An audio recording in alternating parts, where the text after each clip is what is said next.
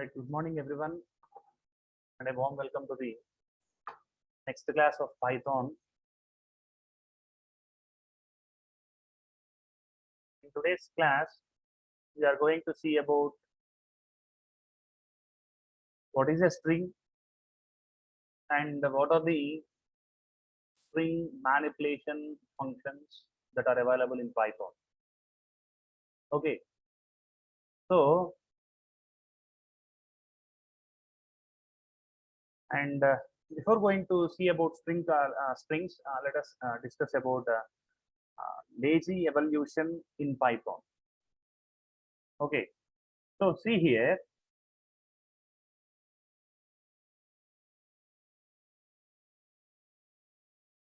548. Okay. So lazy evolution in Python. So what is a lazy evolution in Python in the sense? See here, when we write a Python program,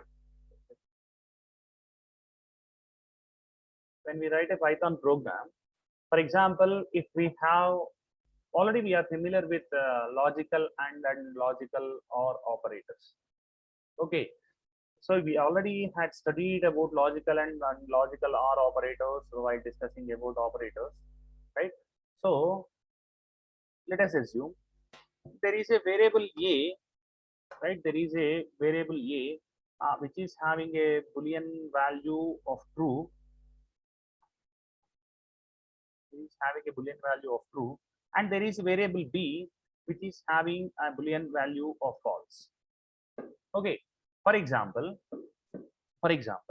if I print a or b, if I print a or b, then we are going to get the output as true, because for example, let us consider the truth table. For example, the truth values are true, true, and false, false. And the next one is true, false, and true, false. For example, if we are using OR operation, that is logical OR, if both the values are false, right? If both the values are false, then the output will be false. And in all the other cases, the output will be true. So if we have true or true, it will give true, or true or false, it will give true, and false or true, it will give true. So for OR operation, the Python follows lazy evolution. So what is lazy evolution? For example, in this third line of statement, generally Python executes the statements from left to right. Okay, Python executes the statements from left to right. So if you observe this expression A or B, so when we say A or B, so in case if A is true, Python compiler do not look at the second operator. Okay, when we are using R, when you are using logical R, if A is true, Python will never look at the second operator. It directly print true on the output screen. So instead of evaluating both A and B, instead of evaluating A is true and B is false, or A is true and B is true, instead of evaluating like this, if A is true, right, in both the cases, if A is true, then it does not look at this B, because whatever the B may be, we are going to get true as an output. Because if A is true, if the B is true, or if B is false, we are going to get true as an output. So the lazy evolution is that if the first operator is true, then the Python compiler will not look at the second operator in case of logical OR operation. Okay, and in case if the first one is false, then instead of keeping the first one in the memory, or instead of keeping the first one in the mind, it just print the B value on the output screen. without evaluating A or B, without evaluating A or B. In case if A is true, then it is going to return true on the output screen. If A is false, then it is going to return B on the output screen. See here, if A is false and if B is false, then we are going to get false. If A is false and B is true, then we are going to get true on the output screen. So irrespective of this A, irrespective of the value which was present in A, the B value will be reflected on the output screen. So it is called as lazy evolution of Python. So it will take place in case of logical OR, logical AND, logical NOT. Okay. So here, when we say A or B, almost everything will be true when apart from the two values are false. If A is false and B is false, then we are going to get false. So Python compiler will not calculate A or B. What it will do is, it will verify the first A. If A is true, it is going to print true on the output screen directly without calculating A or B. If A is false, then Python compiler is going to print the value of B on the output screen without calculating A or B. So A or B will not be calculated, right? And it is called as lazy evolution. And at the same time, for example, if I have AND here, that is a logical AND.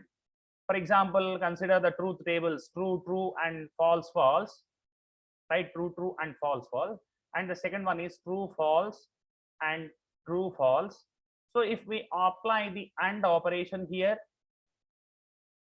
right? If we apply the AND operation here, then everything will be false, right? Everything will be false only, right? Only when the both are true. Only when the both are true. Other than that, everything will be false. So in such case, Python will verify the first one. Python will verify the first one. If it is true, then it is going to print B on the output screen. If B is true, true will be printed on the output screen. If B is false, false will be printed on the output screen. If A is false, then A will be printed on the output screen. So instead of calculating A and B, just Python compiler is verifying whether the A value is true or not. If it is true, it is going to return B in case of AND, and if it is false, it is going to return A, right? So this is the lazy evolution. In Python compiler will not calculate A or B and A and B. It will just return the value depending upon the value of the first operator and the second operator. Okay, see here. For example, A is having the value of 10 and B is having the value of 20, and I am writing an if condition, that if condition. So my if condition is if A equal to 10, okay, if A equal to 10 and B equal to 30. If A equal to 10 and B equal to 30, I want to print high on the output screen. If both are true, I want to print high on the output screen. So see here, I have used the logical AND operator. What this logical AND operator will do, if both the things on the RHS and LHS are true, then it is going to print high. If any one fails, it will not print anything on the output screen. Okay, so see here, instead of calculating true and true, or true and false, or false and true, or false and false, what the Python compiler now will do is, it will check whether the value of A is 10 or not. So it will check whether the value of A is 10. So if A is 10, which means the first expression is true, in such case, it is going to return the second expression output. So now it will return the second expression output. What is the second expression output? It is false. So the output will be false. And in such case, no output will be printed on the output screen. You can see here, no output has been printed. So see what happens if we do the same thing. What happens if we have 20 here? If the first expression is true, in case of and, the compiler is going to return the second expression. So if the second expression is true, it is going to print high. And if you take R here, if the first one is true, Python compiler will never check the second one. It will just return the first one. If the first one is true, then it is going to print high on the output stream. If the first one is false, then it keep this first one aside and it will return the second one. If the second one is true, the entire expression will be true. If the second one is false, the entire expression will be false. Okay, so Python compiler will never calculate A or B or A and B. It will just check the first expression and the second expression. If the first expression is true, in case of R, it is going to return true. If first expression is false, in case of R, it is going to return the second expression, and vice versa. Okay, just a second.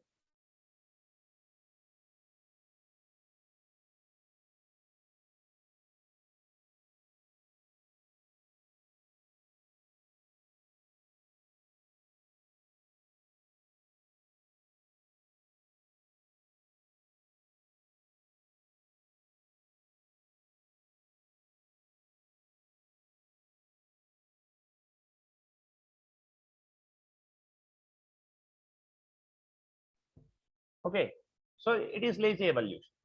Okay, so this lazy evolution in Python, okay, 534.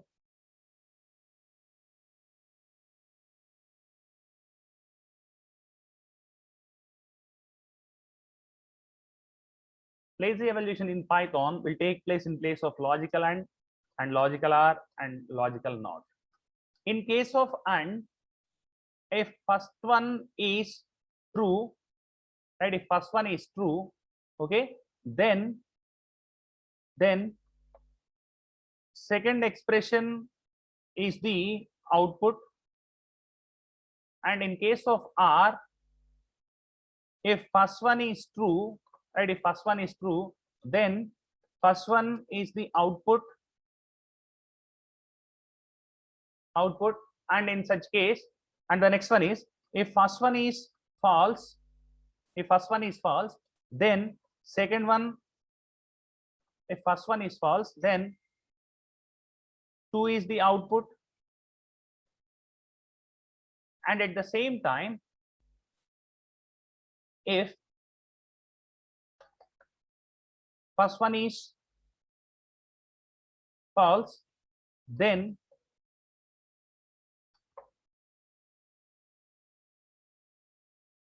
two is the output. Okay, so if anybody is having the doubts in this topic, you are welcome now. And after that, we are going to go for the strings concept. Okay, if anybody don't understand this Python lazy evolution, you can raise your hands. Yeah, okay, it's fine. So now we are going to look at the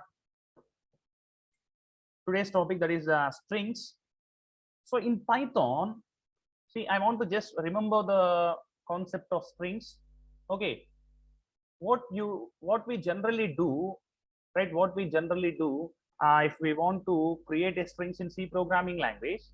So in C programming language, if you want to create a string, we need to go for the character array. Okay, right? We had already done many programs in C programming language in strings, I think. So just a second.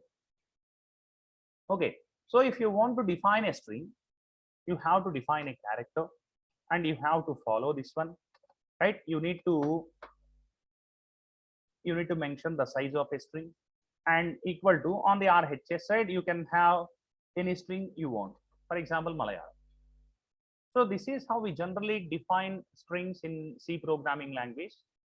But in Python, we can simply define a string, right? We can simply define a string by defining a variable, for example a equal to, either we can go for single quotes, or we can go for triple quotes, or we can go for double quotes.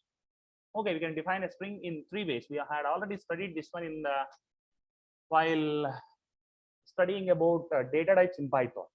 So let us assume there is a string called as Malayalam.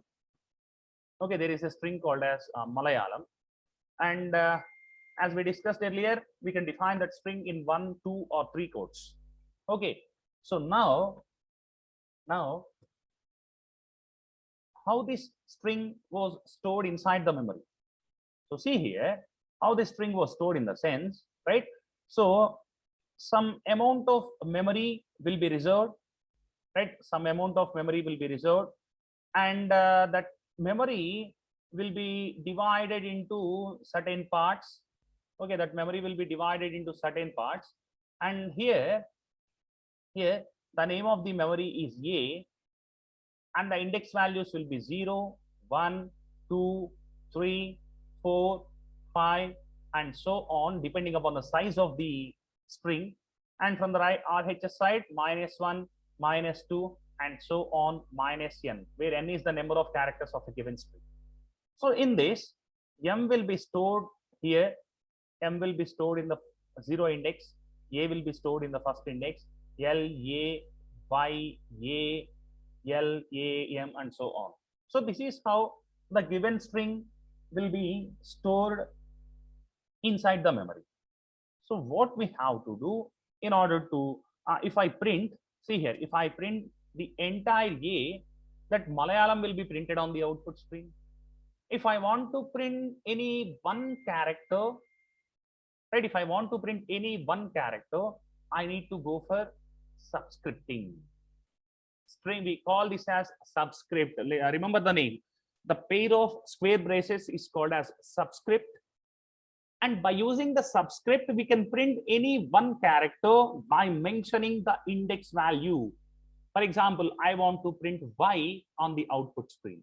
So see here that y was located at index number 4. So if I pass 4 and if I run the code, y has been printed on the output screen.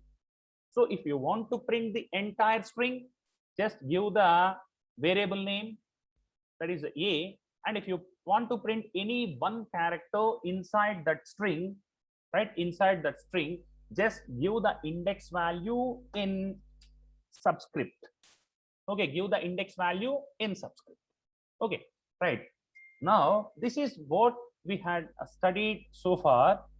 Okay, this is what we had studied so far during the data types. Now, what we are going to look at is what are the string manipulation functions. If there is a string, how can we manipulate that string? How can we change that string?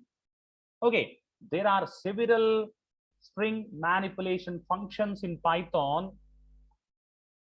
By the support of those functions, we are going to do, or we are going to play with the strings. See here, for example, and one more thing is that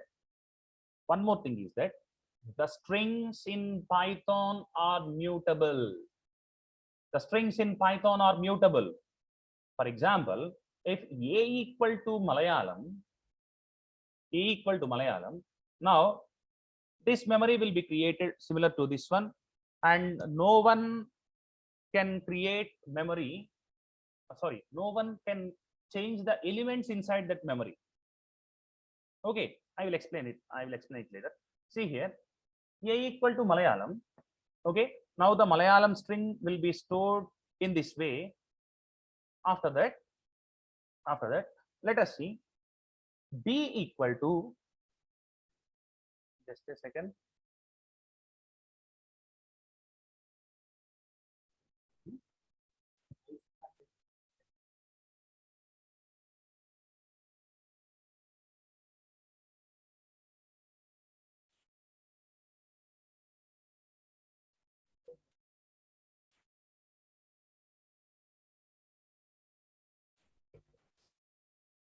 Okay,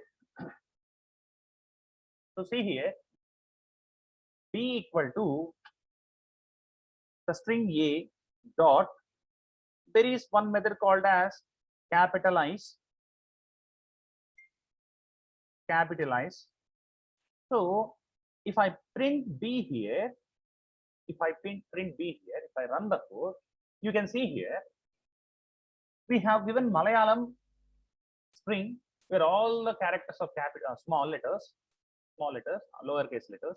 When I say A dot capitalize, what it will do is it will make the first character as capital. If it is already capital, it will leave the capital, it will leave the character. If it is a small character, it will make the first character as capital. You can see on the output screen that in Malayalam, the first M, right? The first M was made capital. Okay, so here this capitalize is one of the method, right? This capitalize is one of the method which was used to manipulate the strings, Okay, now see here, and similar to this, there are many more methods. Similar to this one, there are many more methods.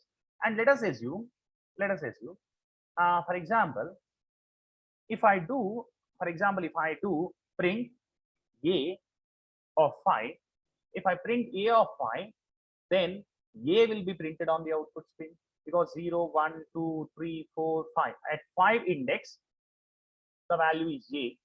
And if I want to print a sequence of characters or a substring within the given string, for example, I want to print from LAYAL, Lyal, right? If I want to print Lyal, what I have to do? I have to provide the index value from 2 up to 6. Okay, 2 to 6. So here, if I provide 2 colon 6, print A of 2 colon 6, now the string from the index value 2 to 6 will be printed on the output.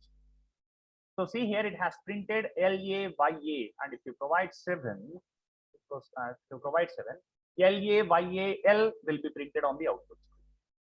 Okay, the last one will be subtracted by 1. For example, if we given 7, up to 6 will be printed on the output screen.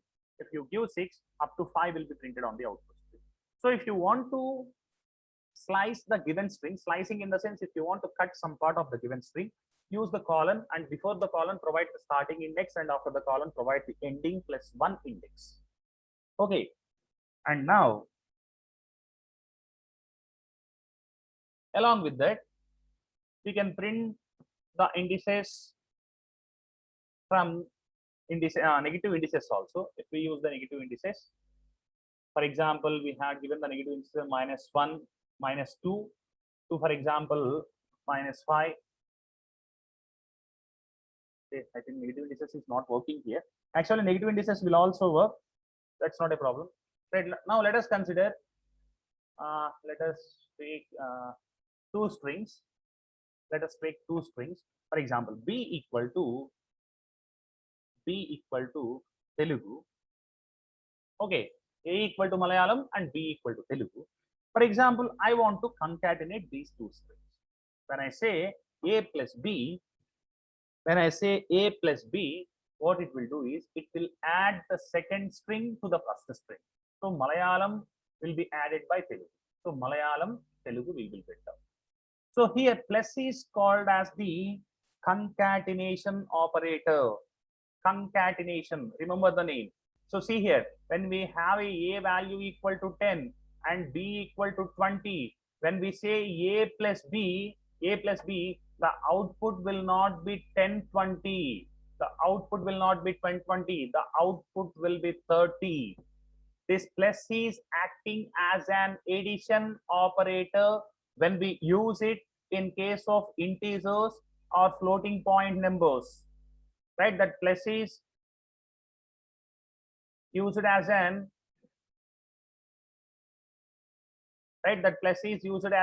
addition operator in case of integers or in case of floating point numbers. But the same plus is acting as an concatenation operator when we use in case of strings. So we have taken A equal to Malayalam and B equal to Telugu. When we say A plus B, it is printing Malayalam and Telugu, but it is not in the case of integers. For example, C equal to 10, B equal to 20, and when we say print C plus D, it is going to print 30 on the output screen, not 10, 20. Because 10 and 20 are integers, it is going to add, because Malayalam and Telugu are strings, it is going to concatenate. Okay, here if you want to concatenate two strings, use this plus operator, right? And then let us see one more thing here. So we had already learned the slicing of a string. Now let us look at how to reverse a string. So there is one function, there is one subscript. That subscript may contain, see here, in this subscript, we can maintain the begin value, colon, the end value, colon, the step value. In a subscript, we can maintain the begin value, the end value, and the step value. We just keep this, just a second, we just keep this subscript, subscript, right, in, let us assume in a print block, right, in a print. For example, we have taken print A of begin, end, and step. So this is one more way to cut the given string. For example, here the begin value is 2, the end value is 4, and the step value is positive 1. And if you run the code, you can see here it has printed LA on the output screen. It has started with the index number 2 and it has ended with index number 3 because we had taken the end index as 4. That 4 will not be included, 4 minus 1 will be included. Okay, so at index 2 L is stored and at index 3 A is stored. That's why we got LA as an output. Okay, and let us have some big string Malayalam in the English. So this is my string. Now what I want to do is 2 and then something called as 15, and here instead of taking 1 I have taken 2. Now if I run the code, you can see here we are going to start from L because the index value is 2 L. We are lefting A and we had printed Y. We left the A and then we printed L. That's why L by L has been printed on the output screen. And after that we had lefted A and M is printed on the output screen. H was not printed. I is printed on the output screen. Right? And then N was not printed. D is printed on the output screen and I was not printed. E is printed on the output screen. So when we say plus 2, when we say plus 2 or 2, alternative characters will be printed. And when we say 3, the string was, see here, the string was L A Y A L A M H I N D. For example, this is the string and it is the starting index 2, and if you run the code, see here we had run the code by using 2 colon 15 colon 3, right? 2 colon 15 colon 3. Now see here at 2 we have L, so L is printed on the output screen, and leave these 3, right? Leave the next 3. Sorry, leave the next 2, and A is printed on the output screen, and then leave the next 2, M is printed on the output screen, and leave the next 2, N is printed on the output screen. So when we take 3, the third character will be printed by lefting the 2 characters, right? When we take 2, alternative characters has been printed, right? 1 character will be left and 1 character will be printed on the output screen. When we take 3, right? When we take 3, see here, if this is the string and it is the index, if you take 4, see here, if you take 4, L will be printed on the output screen, and then again this L will be printed on the output screen, the 3 will be left, and then these 3 will be left, I will be printed on the output screen. I'm sorry. So if you do so, if you take 4, L I, and the remaining string IE will be the output of this. So here, so within this subscript, if you take a begin value, and if you take an end value, and if you take the step value from the entire string, a substring will be separated starting from the begin value and ending from the end value by the given number of step skip. Okay, and then what I have to do, if I want to reverse the given string, see here, starting and ending, if I give -1, so if I run the code, the entire string has been reversed. See here, the entire string has been reversed. So if you want to reverse the string, use the same subscript. Don't mention any begin value. Don't mention any end value. So it will be automatically taken. The entire string will be considered when you don't maintain any values. In the entire string, the step is that -1. So it is going to start at the last one, HSILGNEI and so on, LAM has been printed on the output. So this is how we generally reverse the string in Python.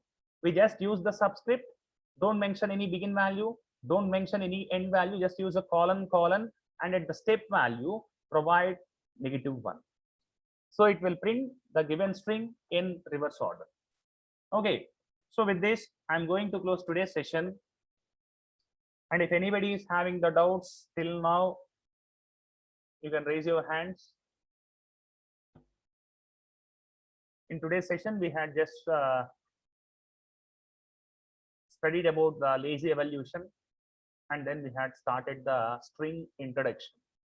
Under the string introduction, we had seen how a string can be defined, how a string is stored in the memory, and what are the index values of different characters, and how we can access the entire string, and how we can access the individual characters, or how to slice a string, and at the same time, how to reverse a string, or how to make the first character in a string as capital, etc. Okay. So if there are no doubts, I am going to close today's session.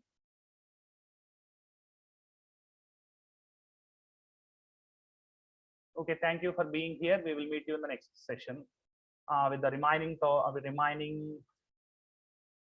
string manipulation functions.